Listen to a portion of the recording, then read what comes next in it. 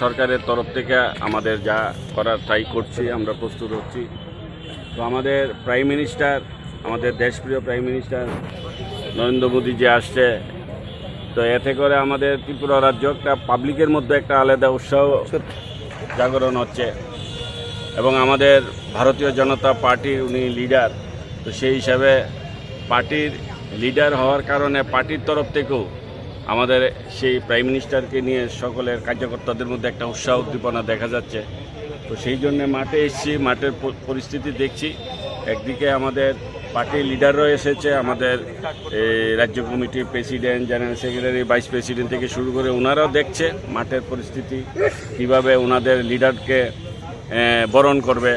আমরাও কাজ করছি, আমাদের প্রাইম মিনিস্টার আসছে আমাদের সরকারি প্রোগ্রামে, কীভাবে প্রোগ্রামটাকে একটা সাকসেসফুল বড় প্রোগ্রাম করতে পারি ওনাকে নিয়ে, সেই আমরা প্রিপারেশন। নতুন কি কোনো প্রকল্প ঘোষণা হতে পারে এই উনি আসছে যেহেতু, উনি তো যে জায়গায় যাচ্ছে প্রকল্প তো নতুন করবে, এবারও করবে আশা করি। কই দিনের ওনার সফর? উনি আসছে এদিনই চলে যাবে, একদিনের সফরই আসছে।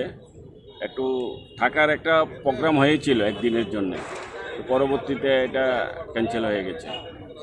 আপনারা জানেন যে আমাদের দেশের যশস্বী প্রধানমন্ত্রী নরেন্দ্র মোদীজি আগামী 18 ডিসেম্বর আমাদের এই স্বামী বিবেকানন্দ ময়দানে আসবেন দুপুর 1:30। তো তার প্রস্তুতি দেখার জন্যই আমরা সবাই এখানে সমবেত হয়েছিলাম।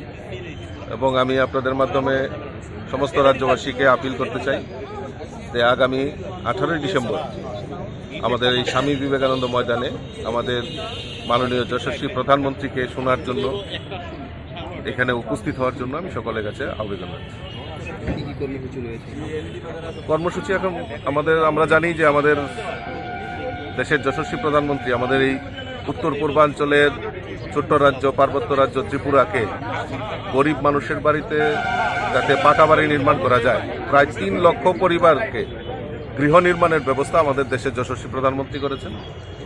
মূলত তাদের গৃহপ্রবেশের কর্মসূচিকেই আমরা আমাদের দেশের যশস্বী প্রধানমন্ত্রীর হাত ধরে সেটা সম্পন্ন হবে।